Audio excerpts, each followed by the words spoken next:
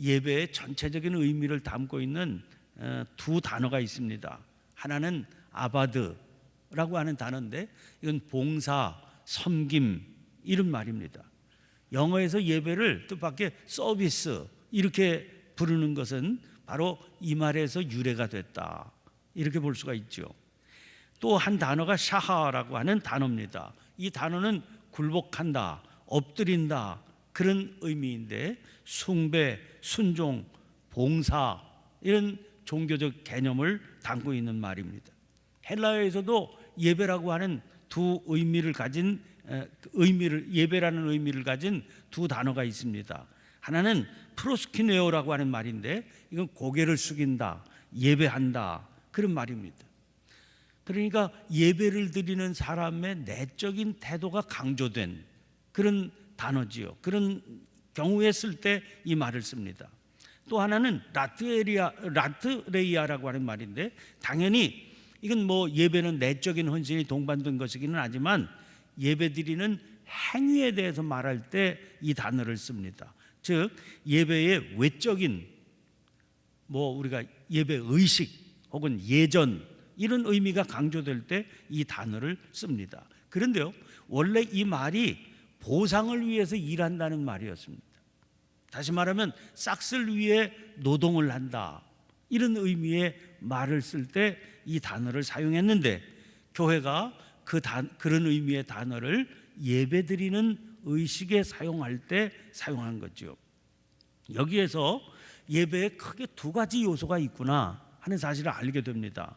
예배드리는 마음이 있고 예배 의식이 있는 거지요. 여기서 예전이라고 하는 것은 예배를 드리는 마음을 어떻게 담을 것인가, 그릇에 담아야 그 마음이 하나님 앞에 드려질 수 있지 않겠습니까? 그 예전도 예배의 아주 필수적인 요소다 하는 것을 알게 되죠. 교회에 따라서는 하나님 앞에 정성을 다해 예배 드리면 되지 그 그릇이 무슨 필요가 있냐. 그래서 예전 규정을 자기네는 따르지 않는다, 자유롭게 예배를 드린다 이렇게 주장하는 교회도 있기는 합니다만은 엄밀히 말한다면 그것도 예전의 한 형식이다 그렇게 볼 수가 있는 거죠. 그러니까 예전이 없는 예배란 존재할 수가 없다.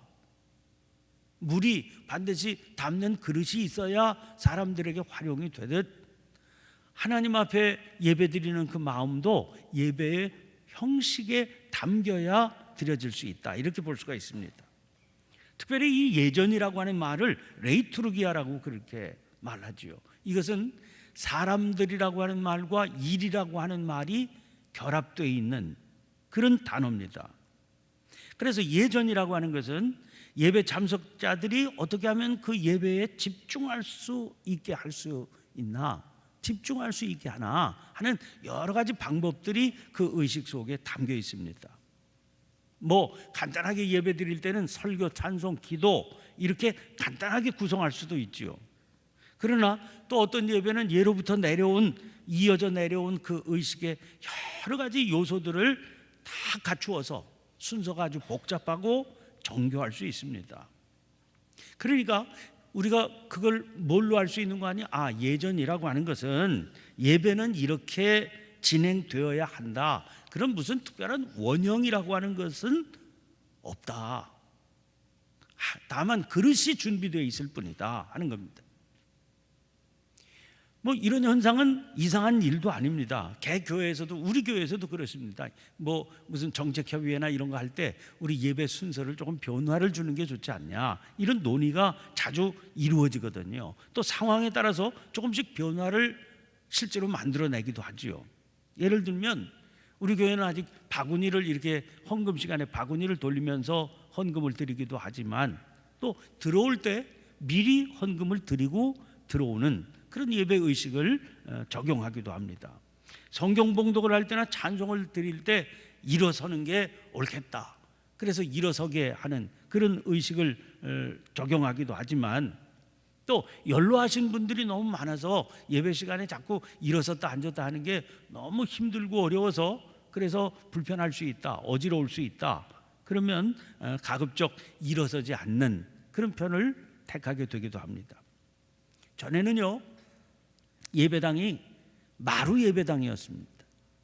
의자라는 건 없었죠. 그래서 마루에 방석을 이렇게 쫙 펴고 그리고 예배를 드렸는데, 그렇게 예배를 드리면서 마음속에 그래요. 하나님 앞에 예배 드릴 때는 이렇게 납작 엎드려서 그리고 무릎을 꿇고 그리고 예배를 드려야 옳은 태도 아니냐 이랬습니다.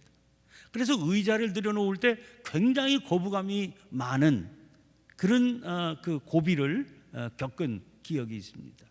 그런데 이제 점차 의자를 놓는 방식으로 바뀌었죠. 얼마 전까지만 해도 새벽 기도에는 그래도 마루에서 드려야 된다. 그래서 무릎을 착 꿇고 그러고서 예배를 드려야 된다 그랬는데, 이제 뭐 새벽 기도회 때도 의자 놓는 방식으로 거반 바뀌어지고 있습니다. 연세 높은 분들이 변화를 어려워하는데, 그 연세 높은 분들이 무릎 수술 받아가지고 인공관절 넣는 분들이 많이 있으시니까 거부감이 점점 없어지는 것 같아요. 큰 틀에서는 교파마다 독특한 자기들만의 예배 의식이 있는 그런 경우가 많이 있습니다. 독일 교회를 가니까 독일 교회는 이 강단에 의자가 없습니다. 그래서 예배를 인도하는 목사는 회중석 맨 앞줄에 이렇게 다른 그 일반 회중들하고 함께 맨 앞자리에 앉아 있다가 자기 순서를 맡았을 때 앞으로 나와서 그래서 예배를 인도하고 있습니다. 연합감리교에서는 목사님이 이제 예배 인도를 위해서 강단에 올랐을 때, 강단에 올랐으면 가운데 있는 그 십자가를 향해서 묵도를 하고 이렇게 정중하게 머리 숙여서 절을 하고 그리고 자기 자리를 찾아가는 이제 그런 형태를 띠고 있는 것을 보게 됩니다. 다 그런 특징들이 있는 거죠. 이게 옳다, 저게 바르다 이렇게 말하기가 어려운 겁니다. 그 중에서도 아주 특징적인 예배의 형태들이 있는 걸 보게 돼요. 동방교회, 그리스 정교회 같은 데는 전통적인 예배를 보면 아예 의자가 없습니다. 그래서 뭐 마루도 아니죠. 또 여기는 예배를 드릴 때 어떻게 하냐? 한 2시간 이상 예배를 드리는데 서서 예배를 드립니다. 그리고 2시간 내내 목사고 회중들이고 다 서서 예배를 드리는 거죠. 아주 특징적이죠. 그리고 예배 시간 내내 그 인도자하고 회중이 혹은 인도자와 인도 보조자가 찬송을 번갈아서 부릅니다. 1절의 전반절을 이렇게 목사가 부르면 옆에 예배를 돕는 분들이 옆에 있다가 후렴은 계속해서 부르고 또 전반부를 부르면 후렴을 부르고 그래서 이렇게 번갈아가며 교창하는 그런 예배를 드리더라고요. 그런데 특별히 이제 미국의 흑인 교회를 보면 그 흑인 교회는 예배 의식이 아주 활력이 있습니다. 뭐 흑인 특유의 찬송을 부를 때도 몸을 흔들면서 부르는 그런 찬송 아주 다이나믹하죠. 그런데 특별히 설교 시간에 목사가 설교를 하면 이제 회중이 참여를 하도록 그렇게 유도하는, 그래서 특별하게 이제 독특한 추임새를 넣게 만드는 그런 설교 방식을 택하고 있는 걸 보게 돼요. 우리 한국 교회에서도 부흥회 같은 경우에 설교자가 이제 말씀을 선포하면서 이제 그렇게 유도하는 거죠. 회중이 아멘 이렇게 응답할 수 있도록 뭐 믿습니까? 이러지 않아요. 그러면 이거 추임새 넣으라는 말이로구나, 아멘 하라는 말이로구나, 그래 아멘 이렇게 회중들이 하죠. 또 아멘 소리가 적으면 뭐 목사님이 아멘 크게 하라고 다시 연습도 시키고 그런 경우 우리 흔히 보지 않습니까? 그런데 흑인교회 가면 보통 일반 그저 주일 예배 시간에 설교 시간에도 회중의 참여를 유도합니다. 그래서 한마디 한마디 목사가 할 때마다 그렇습니다 이렇게 아멘 할렐루야 얼씨구 이렇게 반응을 보여서, 그래서 설교 시간에 이거 목사가 설교하고 있기는 하지만 회중들이 같이 마치 설교에 동참하는 이제 그런 식으로 예배를 진행하는 그런 모습을 보게 됩니다. 설명이 길었습니다만은 창세기 1장 1절부터 2장 3절까지의 창조 기사를 우리가 어저께 이것만 쭉 읽어도 예배를 드리는 것 같다 이렇게 말씀을 드렸죠. 그런데 이걸 아주 읽어보면 금방 우리가 특징을 알 수 있습니다. 이 본문은요, 2장 3절까지의 본문은 찬송가 가사 같아요.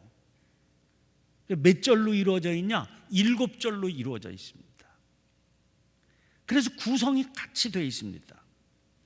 그 7절이 왜 7절인지는 아시겠죠? 창조의 하루, 첫째 날, 둘째 날, 셋째 날, 넷째 날을 찬송가 가사처럼 그렇게 만들어 놨습니다. 그래서 각 절마다 이 세상 첫날의 하루하루를 묘사하고 있는데 형식이 같이 되어 있습니다. 오늘 우리가 읽은 본문 말씀이 그 찬송의 1절이 된다, 그렇게 볼 수 있죠. 여러분 보시면 알지만 각 절은 이렇게 구성이 됩니다. 제일 먼저 선언이 나와요. 하나님이 이르시되. 두 번째는 명령이 나옵니다. 빛이 있으라. 그 다음에는 완성이 돼요. 하나님께서 말씀을 하시면 그대로 이루어집니다. 빛이 되었더라. 그대로 되니라. 그럼 평가가 나옵니다. 보시기에 좋았더라. 그리고 이제 후렴 구절이 나와요. 저녁이 되고 아침이 되니 이는 첫째 날이니라. 이는 둘째 날이니라. 이는 셋째 날이니라. 이런 형식으로 그렇게 되어 있습니다. 그래서 우리가 찬송 부를 때 1절, 2절, 3절 대개 그 리듬에 따라서 구성이 비슷하게 그 내용이 이렇게 진행이 되고 후렴은 같은 후렴이 나오잖아요. 그것처럼 7절로 이루어진 찬송가 가사처럼 이렇게 되어 있습니다. 그래서 노래 가사와 같은 구성이기 때문에 핵심 구절이 반복되는 그런 리듬으로 만들어낼 수 있다는 겁니다. 근데 쭉 읽어보시면 유독 둘째 날만 6절부터 8절까지죠. 거기에 보시기에 좋았더라가 빠져 있습니다. 이날은 둘째 날은 뭐 하신 날입니까? 궁창 위의 물과 궁창 아래의 물을 나누셔서 중간에 궁창을 만드시고 그리고 그 궁창을 하늘이라고 명명하신 날입니다. 그런데 이날만은 보시기에 좋았더라가 빠져 있습니다. 그래서 아니 왜 유독 2절에서만 이 보시기에 좋았더라가 빠져 있을까? 그 빠진 이유가 뭘까? 그러면 하늘이라고 하는 것은 하나님께서 만들어 놓으시고 보시기에 좋았다. 아 이건 좀 아니야. 이런 마음이 드셔서 그럴까? 그런 생각이 들지만 사실 우리가 그냥 상식적으로 알다시피 그럴 리는 없지요. 요즘 같은 가을에 우리나라의 하늘을 보면 아니 어떻게 저 하늘을 보시기에 좋았더라 이렇게 말씀하시지 않을 수가 있을까? 도저히 받아들여지지 않습니다. 얼마나 하늘이 참 좋습니까? 하늘을 직업의 무대로 삼아서 사셨던 분이 우리 교회 서진교 장로님이시죠. 비행기 몰고 늘 하늘에서 사셨으니까. 그런데 그 장로님 말씀을 증언으로 삼아서 들으면 여러분 하늘이 진짜 중요합니다. 장로님 말씀 들으니까 하늘이 우리를 살려주는 겁니다. 하늘이 없으면 우리가 살 수가 없어요. 이 넓고 넓은 우주 한복판에 옛날에는 이 지구가 우주의 중심이다 그렇게 생각했지만 이제는 점점 그게 아니라는 걸 아시지요. 지구 한쪽 편에 그 우주 한쪽 편에 지구가 있는 겁니다. 그런데 이 우주 한 구석에 있는 이 지구별을 하늘이 안전하게 감싸고 있어요. 마치 엄마 뱃속의 태와 같은 겁니다. 아기가 자기 힘으로는 아무것도 할 수가 없는데 엄마의 태가 안전하게 그 아기를 보호해주고 있잖아요. 그럼 요새 오존층 이런 얘기가 나와서 난 오존층이 뭔지도 모르는데 아무튼 오존층이 중요한 건가 보다 이렇게 생각을 하잖아요. 오존층이 파괴되기 때문에 이 지구별이 위험하다. 자꾸 피부암도 생기고 이렇게 기후의 변화도 심각하다. 그런 얘기들을 하지 않습니까? 그래서 우리가 상식적으로 이렇게 알게 됐는데 오존층 파괴라는 게 뭡니까? 이 하늘의 안전장치가 뚫린다는 겁니다. 그러니까 위험한 거죠. 그래서 낮과 밤이 이름을 얻은 것처럼 하늘도 이름을 얻게 됐는데 어떻게 이게 중요하지 않을 리가 있겠습니까? 중요하죠. 또 보시기에 좋았죠. 그 하늘을 만드셨으니까 얼마나 완벽하게 좋은 겁니까? 그런데 왜 2절에는 이 가사의 핵심 구절인 보시기에 좋았더라가 빠져 있을까 하는 거예요. 여기에 이런 해석을 하는 사람들이 있습니다. 이제 어떤 사람이 노래를 짓잖아요. 노래 가사를 이렇게 또는 시를 쓰지 않습니까? 그림을 그리지 않습니까? 이게 다 예술 작품이지요. 이 예술 작품은 일정한 양식이 있게 마련이거든요. 그런데 예술가 가운데는요, 그 자기가 담고 있는 일정한 그 양식 중에 일부러 하나를 흐트려 놓는 경우가 있다는 거예요. 그러니까 질서가 한쪽 구석에는 깨져 있는 겁니다. 뭔가 빠져 있어요. 그러면 그 작품을 대하는 사람들은 그 일정한 형식에 따라서 딱 그 작품을 대하게 되는데 뭐가 한 구석에 이상하니까 이거 뭐지? 왜 이렇지? 그리고 아니 그 작가가 왜 이렇게 해놨을까? 이렇게 주목을 하게 되죠. 주목을 한다는 건 바짝 긴장을 한다는 것 아닙니까? 그런 경우에는 사실 무슨 특별한 의도가 있어서 그런 게 아니라 그게 의도인 경우가 있다는 거죠. 딱 어떤 형식을 대해서 그냥 딱 이렇게 대하는 게 아니고 마음 편안하게 그 형식에 따라서 그 작품을 대하지 않고 뭔가 하나를 흐트려 놨기 때문에 이거 뭐지? 그래서 바짝 긴장하고 그 작품을 더 깊이 바라보게 만드는 이제 그런 의도를 가지고 자기 작품을 그렇게 하는 경우가 있다는 거죠. 여러분 예배 의식도요. 예배 의식도 너무 늘 일정하게만 이렇게 가면 사람의 긴장이 풀려지게 되어 있습니다. 아, 그 다음은 그렇지, 그 다음은 그렇지, 그 다음은 그렇지 이렇게 되는데 느슨해지는 마음을 추스르게 하기 위해서 일부러 형식 자체를 하나 흐트러 놓는다는 거예요. 마치 고속도로를 놓을 때 고속도로가 쭉 이렇게 가게 되면 자동차를 운전하는 사람이 졸음이 오잖아요. 그래서 일부러 한 번씩 쑥 이렇게 꺾어놔서 긴장을 하게 하는 것처럼 그런 의도입니다. 그렇게 만들어진 긴장 때문에 작품에 더 마음을 두고 눈길을 돌리게 만든다는 거죠. 2절의 경우에는 어떻게 그렇게 했을까요?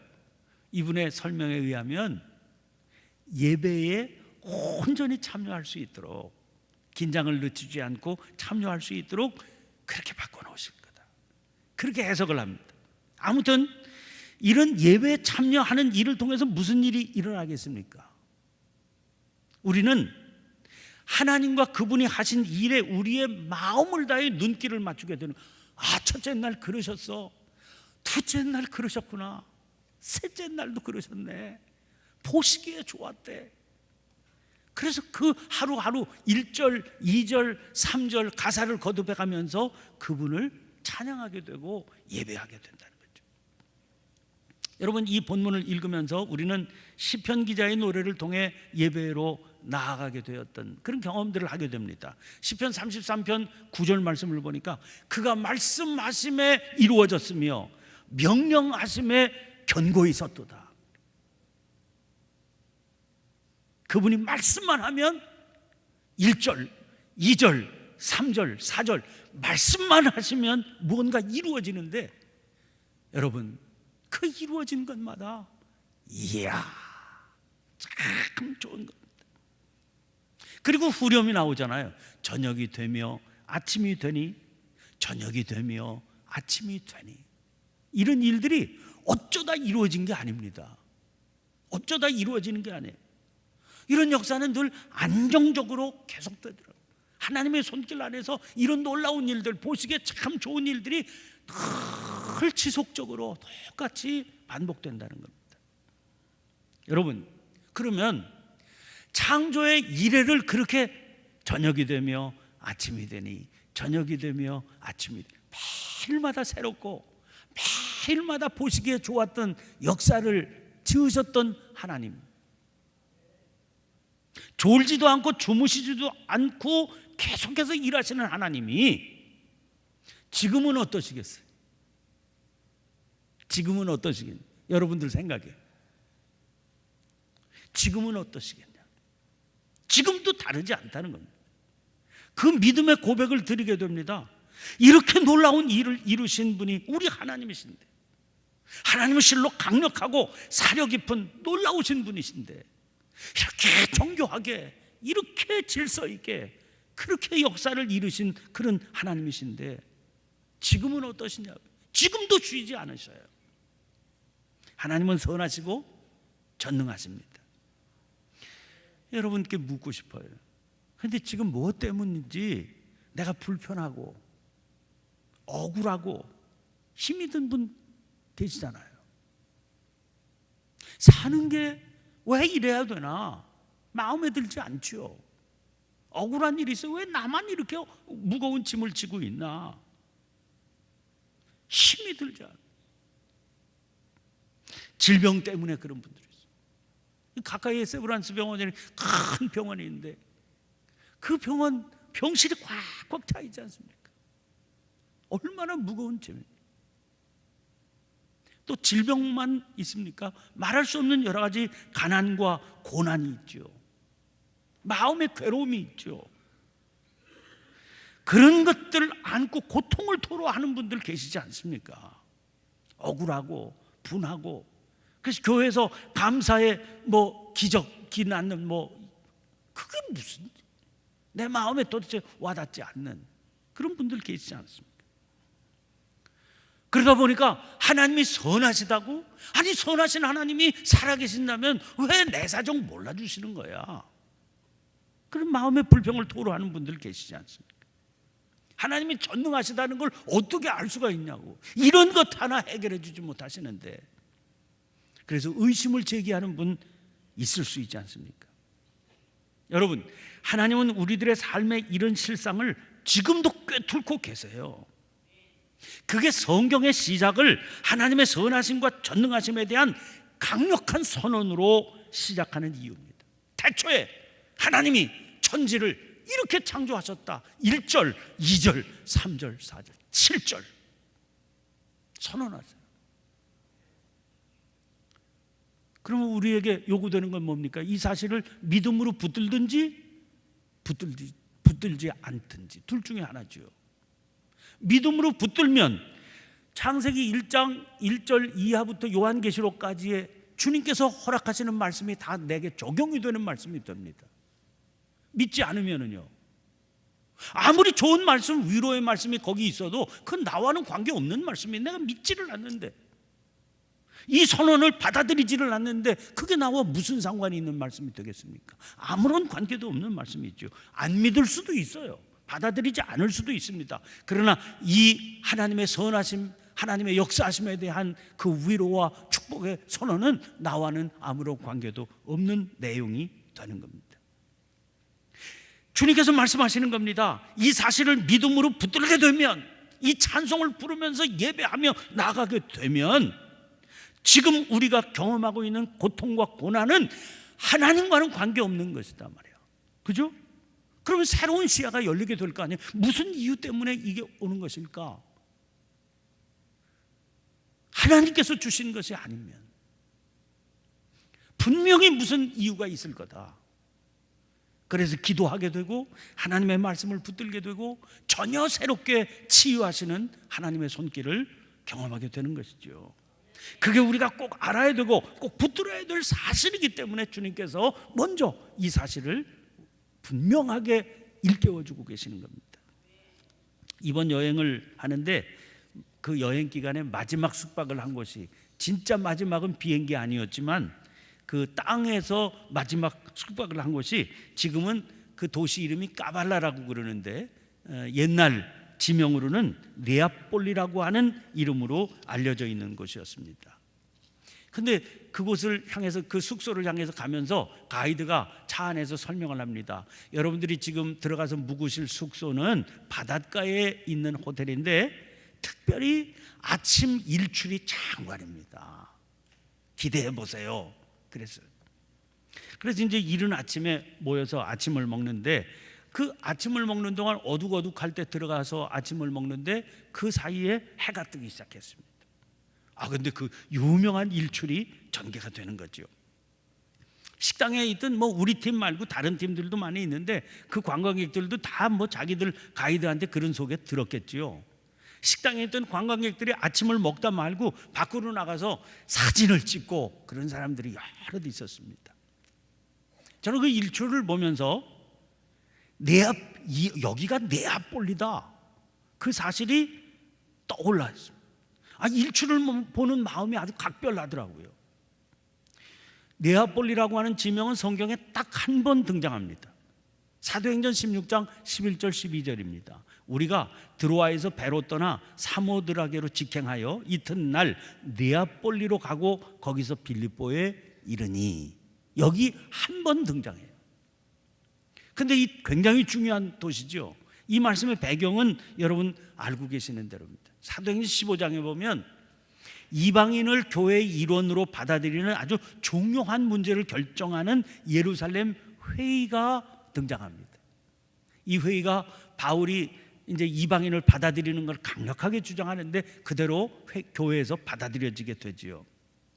이 회의를 마친 뒤에 바울과 바나바는 1차 전도 여행을 하면서 세웠던 각처의 교회를 다시 찾아가서 돌보자, 그리고 2차 전도 여행을 계획해요.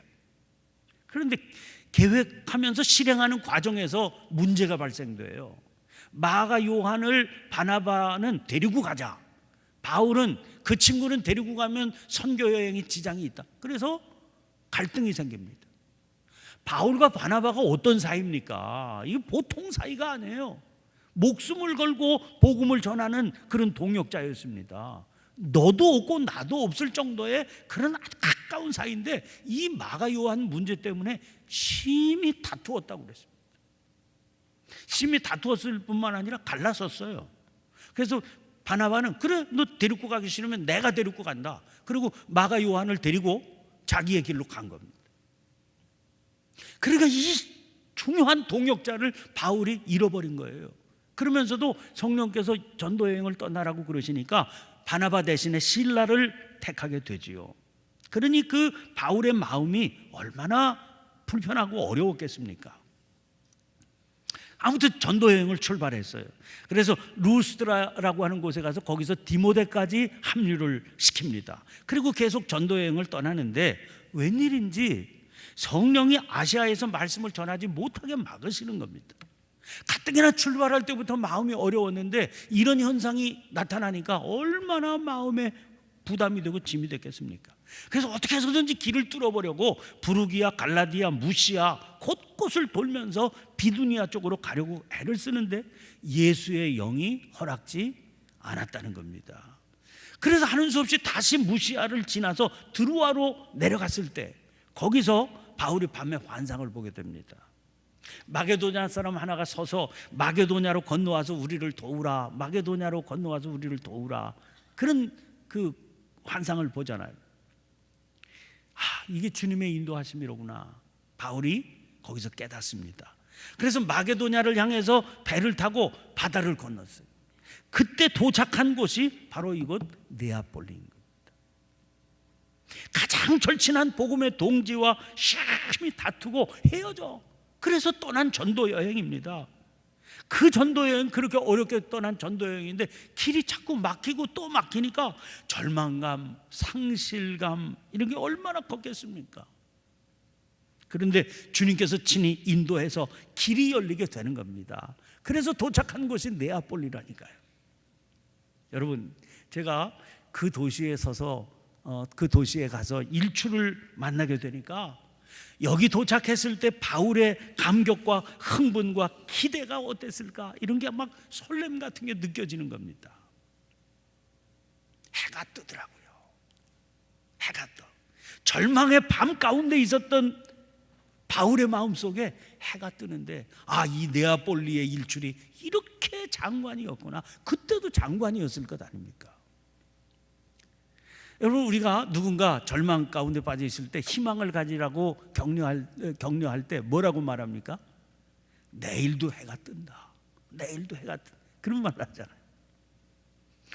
저녁이 되고 아침이 되니, 계속 이 후렴 구절이 반복되고 있습니다. 저녁이 되고 아침이 되니 첫째 날, 저녁이 되고 아침이 되니 둘째 날. 여러분, 계속되는 이 구조는요, 하나님께서 지으신 이 세계의 질서를 전합니다. 세계에서 가장 정확한 시계가 어떤 시계입니까? 하나님의 시계예요. 하나님의 시계는 틀리는 적이 없거든요. 1분 1초, 1초에 10만 분의 1초도 틀리는 법이 없습니다. 지금 세계에서 사람이 만든 시계 가운데 가장 정확한 시계가 2015년에 만들어졌어요. 스트론튬 원자 동위 원소들을 광학 격자 장치에 넣어서 진동을 측정하는 방식으로 만들어진 스트론튬 원자 시계. 무슨 얘기인지 저도 모르겠어요. 아무튼 엄청나게 정확한 시계라는 겁니다. 어느 정도로 정확하냐? 150억 년에 1초 틀립니다. 150억 년 갈 때 1초 오차가 생긴다. 그거 어떻게 계산했는지 모르는데 하여간 그렇대요. 150억 년에 1초. 그래서 사람들이 놀랍니다. 세상에 그렇게 정확하냐? 그런데 저는 그 얘기를 들으면서 이런 생각했어요. 그 얘기는 무슨 얘기입니까? 하나님의 시계는 150억 년이 흘러도 1초도 안 틀린다. 하나님의 시계가 가장 정확하기 때문에 사람이요, 과학기술을 다 동원하고 원자 동위원소까지 다 동원해도요, 그 하나님의 시계에 얼마나 근접하느냐를 가지고 정확성을 따지는 겁니다. 놀랍지 않아요?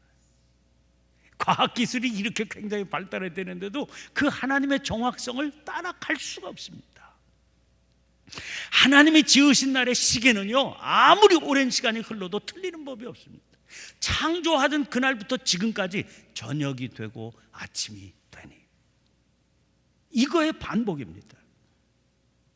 여러분, 이렇게 분명한 경우가 어디 있습니까? 이렇게 정확한 경우가 어디 있습니까? 이렇게 신뢰할 만한 경우가 어디 있습니까? 그러니까 흔들리지 않고 하나님만 붙들고 의지하면 여러분, 지금 그 어려움 당연히 극복할 수 있습니다.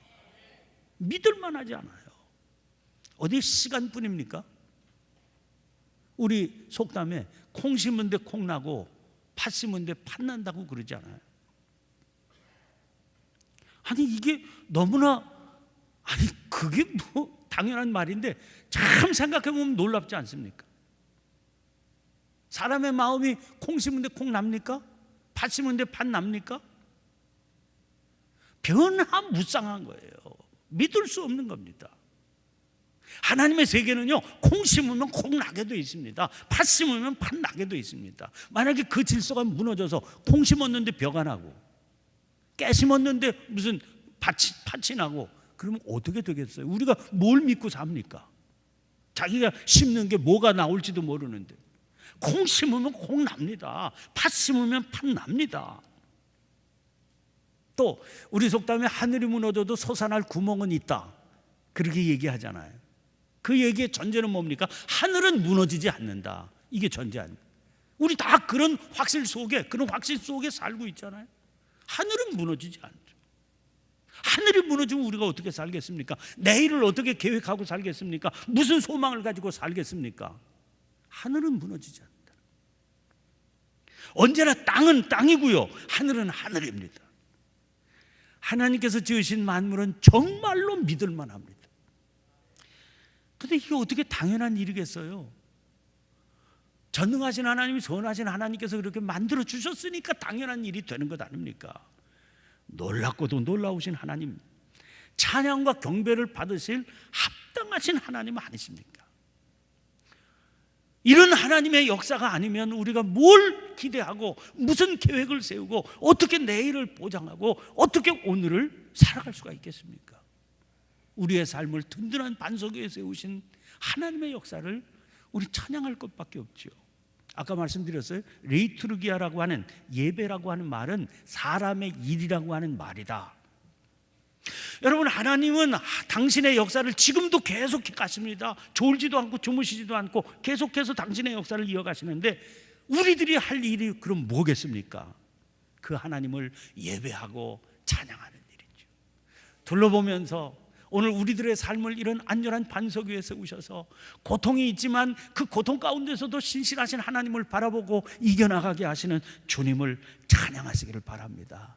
어떤 환경 중에서라도 예배하는 자로 서서 주님을 믿고 신뢰하고 따르면서 그 주님께서 주시는 그런 신실한 승리를 바라보고 나아가시는 저와 여러분들이 되시기를 주의 이름으로 간절히 축원합니다. 기도하겠습니다.